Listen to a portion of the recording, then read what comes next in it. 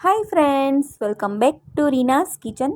આજે આપણે બનાવીશું બહુ જ વધારે ખવાતી એવી મીઠી ખજૂરની ચટણી.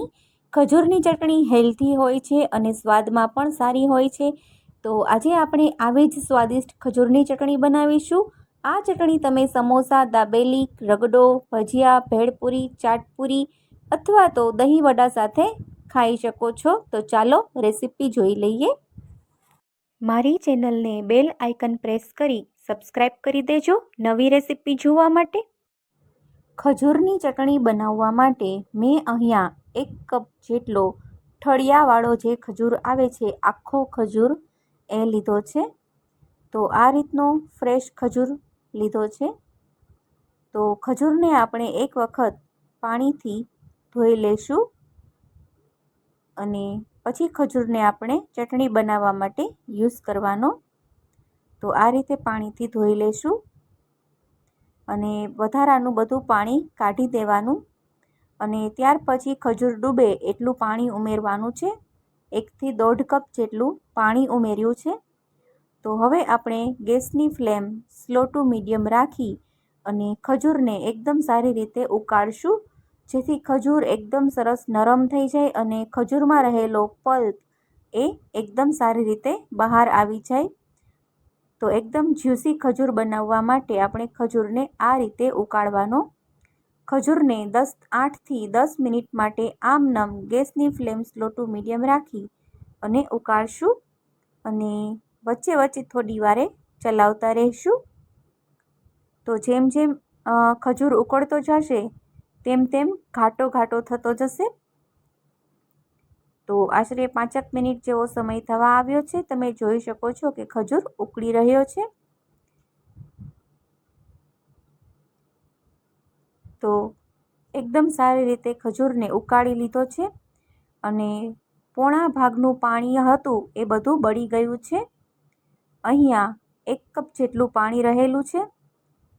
તો ગેસની ફ્લેમ હવે બંધ કરી દઈશું અને ખજૂરને 8 થી 10 મિનિટ ઉકાળ્યા પછી રૂમ ટેમ્પરેચર ઉપર રાખી દઈશું. તો 1 કલાક માટે ખજૂરને આપણે આમનમ રહેવા દઈશું, એટલે ખજૂર સરસ ઠંડો થઈ જાય અને 1 કલાક પછી આપણે હાથેથી બધા જ ખજૂરને આ રીતે મેશ કરી લેવાના છે, જેથી ખજૂરમાં રહેલા જે ઠળિયા છે એ આરામથી નીકળી જશે. તો આ રીતે ખજૂરને સારી રીતે ચોળી લેવાનો છે, એટલે ખજૂરનો ઘાટો પલ્પ આવશે. તો ઘાટો પલ્પ લેવા માટે ચારણીમાં ખજૂરને ચાળી લેવાનો. તો પલ્પ પણ આપણને મળી જશે અને ઠળિયા છે એ આ રીતે બહાર કાઢતું જવાનું અને બધો જ પલ્પ આ રીતે ચાળી લઈશું. અહીંયા તમારે ચાળવા માટે થોડું પાણી ઉમેરવું હોય તો થોડું પાણી ઉમેરી અને બધો જ પલ્પ ચાળી લેજો. તો ખજૂરમાં રહેલા ઠળિયા અને એનો ઉપરનો ટોપ જે હોય એ બધું જ નીકાળી લેવાનું છે.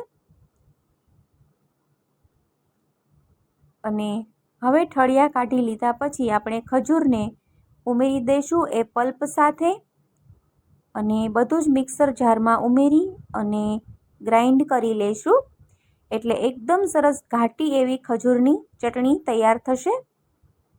તમે જોઈ શકો છો કે એકદમ પેસ્ટ ફોર્મમાં ખજૂરની સારી ચટણી તૈયાર થઈ છે. આ ચટણી ખૂબ જ હેલ્ધી હોય છે. તો થોડું પાણી ઉમેરી અને બધી જ ચટણીને આપણે ગાળી લઈશું. ખજૂરની ચટણી તમારે જેટલી ઢીલી રાખવી હોય કે જેટલી તમારે રાખવી હોય એ પ્રમાણે તમારે પાણી ઉમેરવાનું. વધારે ઘાટી રાખવી હોય તો તમારે ઓછું પાણી ઉમેરવું.